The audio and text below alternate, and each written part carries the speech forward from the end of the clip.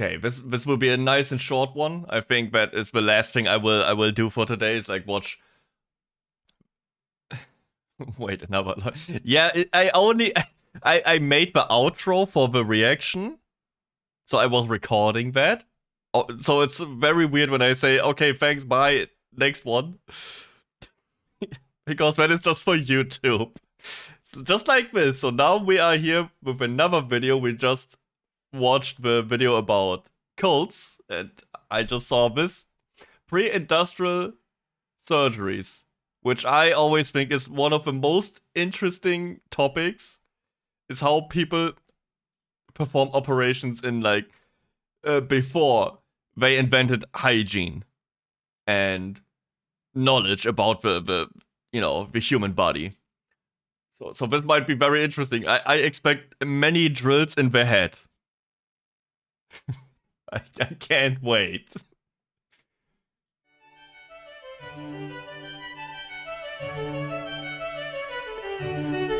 Pre-industrial surgeries. Hey kids, had a bad day? Well, Yeah. could be worse. You could be living in a world without modern anesthetic. Today, we'll be talking about Oh, right. I wasn't even thinking about that. Imagine having, having your teeth pulled out or something without anesthetics. Oh my god, this video will probably not be that enjoyable. some surgical procedures carried out long before the development of medicine as we know it today. Now, once you go back a certain distance, the line between operation and mutilation is pretty thin. So, Yeah. for our purposes, surgery refers to any bodily manipulation carried out with the intent of fixing some injury or illness. And away we go. The very first surgery that we have historical evidence for dates as far back as 6500 BC. It's called... How did they know Jesus would come? You know, it's before Christ. How did they know that so early that Jesus would be there in like 6,500 years? How did that work? Trepanning, which is a nice word for carving someone's frickin' skull open using nothing but a rock. Maybe a rock on a stick if you were lucky. Oh yeah, that is the fancy you can way. see that a good deal of care went into the procedure, which lets us know that this isn't just... I mean, that looks kinda badass. Like, he got all these stamps out there. the result of random injury. Many skulls even showed signs of healing around the holes, meaning plenty of the people who underwent this whole thing just got up and went about their day afterwards. Alright, hold on, you say. This all sounds guano insane. No way this was that common of an occurrence. Well, friend, if you've been watching this channel long enough, you should know that if you give human beings the benefit of the doubt, chances are they'll prove you wrong. In fact, Yeah, so far, I can see over that. 1,500 Japan skulls have been dug up all across the globe, from Europe to China. Didn't they just... I think in... somewhere here in Germany, they found a giant grave, like a mass grave from the plague. I saw something in the news a few days ago. Give me a sec.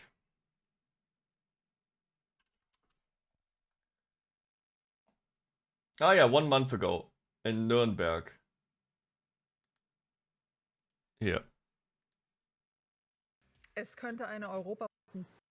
Here, they found in the middle of the city, pretty much. Also, like, you can see there's normal houses. They just had a construction site, and now they found like a lot of skeletons from what is pest? Pest. The fuck. Saki, help me. What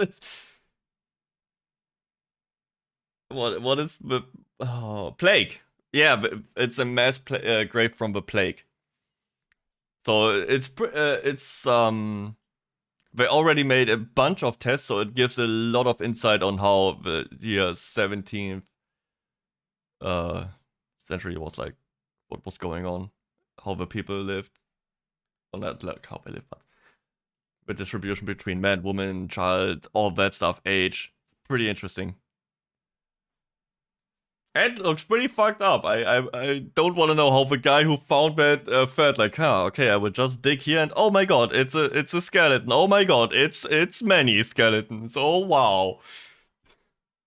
And even the Americas. This means that between 5 and 10% of all skulls that we've found from the Neolithic period have had at least one man-made hole scraped into Oh, them. awesome. To put it this way, based on that data... Guys, I have an idea for a new stream. So we will try ancient surgeries. I need someone to carve a hole in my head.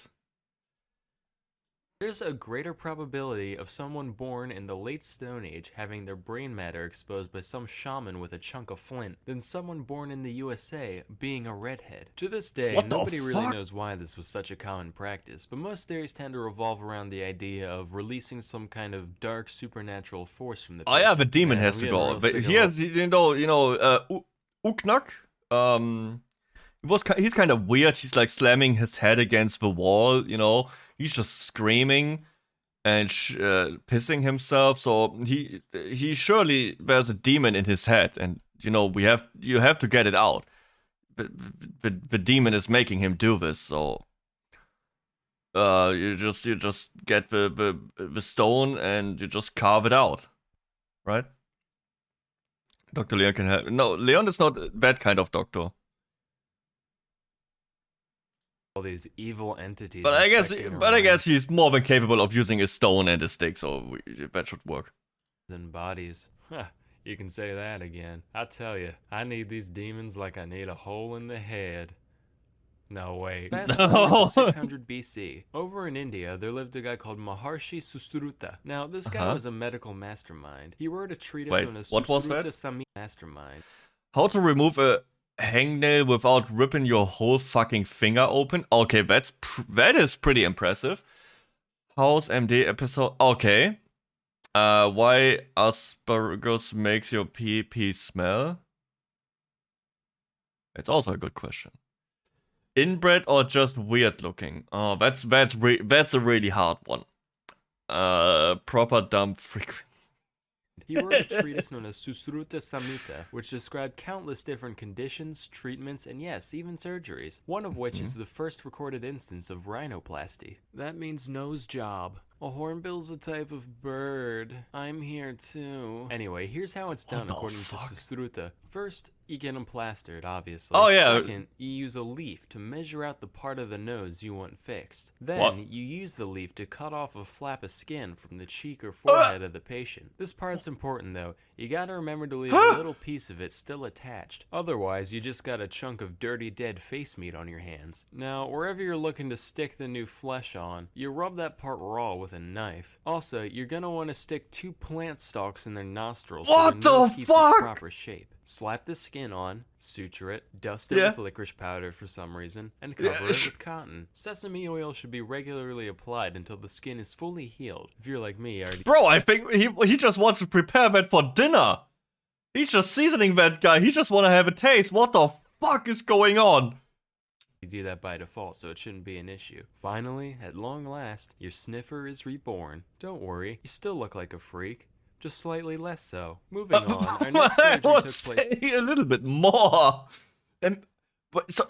Wait a second. So, is the skin just regrowing if you cut out like a nose-size flap of skin from your forehead? Is that regrowing? But that would look like... Let's say it would just look like a gigantic scar on your forehead, right? If it fully regrows. I mean, but at that point you have a fucked up nose and a fucked up forehead. And probably smell like sesame oil a lot. And licorice. Very weird. In 10th century Spain on Sancho I of Leon. Oh, the guys who don't believe in volcanoes, yeah. Fat. Now, normally back in the day, having some meat on your bones, otherwise known as Sancho the Fat. Now, normally back in the day, having some meat on your bones was a sign of wealth and power and all that. But this guy was like TLC documentary tier, to the point where he could hardly function as a human being. So his constituents said, "Greetings, your thickness. No. Yeah, you can't be king anymore on account of you keep breaking every horse we give you. you, and nobody Oh, wants to no. wash between your accordion. Oh my like god, I neckbeards cannot anymore. believe they After- are fat shaming the king. I mean, that is extreme. If people come up to you and just are confident in saying you cannot be the king because you're too fat, that's fucked up. How does this happen? His adipose got him deposed, Sancho decided to seek medical help for his condition, under the oversight of well-reputed physicians. Okay, my guess is that he orders that dude to cut off all the fat. I'm pretty sure that's what's gonna happen. And he will fucking die. Hasdai ibn Shapurut, which is an anagram for paintbrush aids. Now, if there's one thing that What? medieval man understood, it's practicality. Lap band, gastric bypass, belly balloon, these all exist to help people who don't have the self-control to stop eating so much on their own. But Dr. Shapurut Yeah, just didn't cut it believe off. in beating around the bush. He said, well, why don't we just stop the patient from shoving food into his own greasy maw in the first place? And decided to just up and stitch the dude's lips together. Okay, I wasn't thinking about that. That's pretty smart. After the operation, the only nutrients that Sancho received. You see, so this way he can only eat small food. And you know, if you eat small food, you cannot get fat, right? Came through a straw in the You form cannot of fit a mixture known hamburger as for that. Deddonekku, which was a complex blend of several herbs, fruits, and seeds, including opium. It was basically the closest thing you could find to lean at the time. Oh, And yeah, lean he okay, he's became, just- losing around half his weight before ascending to the throne once more. So Oh, wow. this is the part of It the worked. video where I pander to the desires of the audience. If there's one thing I know you internet people can't get enough of, it's things going inside people's eyeballs. Let's talk about. No! No! Oh my god, please no. I hate that so much. But also funny how that worked. Like, that guy pretty much just got fucking drunk every day instead of eating and, you know, lost weight, so it can't be that hard. About cataract surgery. The art of dealing with people's clouded lenses has been around for millennia, believe my it or God, not. That's no. Ruta guy from earlier actually Well, one of the Israelites kings, Eglon Ehud, who was left-handed, came presenting a customary tribute and tricked Eglon and stabbed him with his sword. But when Ehud attempted to draw the sword back out, the obese king's excess fat prevented its retrieval. What the fuck? Oh wow, it's like a shield. It's like a counter.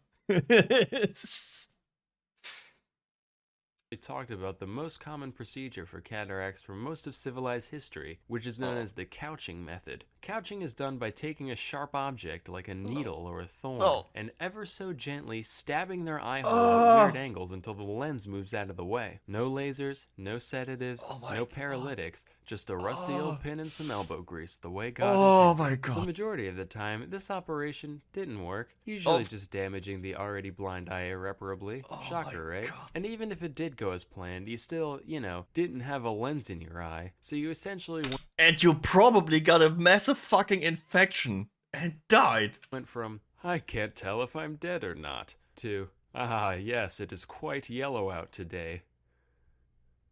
By God. Something moved somewhere. A slightly more refined version of this operation is the suction method, which dates back to at least the 10th century AD, if not Suction! older. This procedure is described as requiring, quote, a large incision in the eye, a hollow needle, and an assistant with an extraordinary lung capacity. Though this reads like the setup to the world's most horrifying party trick, it's actually the bare minimum number of tools needed to completely extract the lens from the eye. In case you didn't pick up on how, here's a diagram. This method generally saw a greater success rate and fewer complications than its non-extracting counterpart. So hopefully you can sleep well tonight knowing that the number of human beings who have sucked a piece of somebody's living eyeball through a straw is above zero. Anywho, let's all just be thankful I didn't want we to live know in that. an era where procedures like these are a thing of the past. Now remember kids, even though the surgeries I described here do sound pretty easy to pull off, please don't try them at home. But if you do, Why not? please put it on Live Leak afterwards. But you know what you can do at home? Learn stuff about things with Brilliant.org. Brilliant's That's elegant it? UI and step-by-step design makes learning seemingly complex topics very intuitive, I'm especially so for glad visual to learners live in like this me. Don't time. think you can understand special Oh my relativity? god, I'm With Brilliant, so I bet happy you to be can. alive I'm just some kid in a now. room somewhere, and even I got the basics. Check this out. Relativistic laser tag. Don't tell me that doesn't sound fun. Then later when you're talking to I your don't friends, you could understand be that. like, yeah, I'm taking a course in special relativity right now. No big deal. Maybe gonna hit quantum objects in a couple weeks. So to support me and Yeah, sure. And then they will just, you know, carve a hole in your head because they want to let out the demon because only a demon can say quantum. broaden your understanding of math and science, go to brilliant.org/salmonella and sign up for free. Also, the first 200 people that go to that link will get 20% off the annual premium subscription. Anyway, till next time, I'm Salmonella, and watch you for thanking. Wait, shit, I meant... Guy's great. Okay, but why do I watch this stuff? It always makes me feel super weird afterwards. It's always so. Oh my god, it's always so fucked up. Why are humans like this? How the fuck did we get this far? Do you know the theory of a great filter for like intergalactical species? The great filter is like either we are if we are before the great filter means we will have to overcome it to become like a species that can traverse space and more, or we are after it, and it means pretty much none other thing ever survived this long. And I am truly after all watching all these videos, I say we are before the great filter. We will get filtered so hard because sometimes I don't feel like we evolved that much from cavemen carving out holes in each other's heads. Especially when I think about this video again. Some of these things are not that far back. But this is messed up. This oh my god. Whatever. I'm done. I don't wanna watch this stuff anymore. I feel oh my god. See you in the next one. Bye.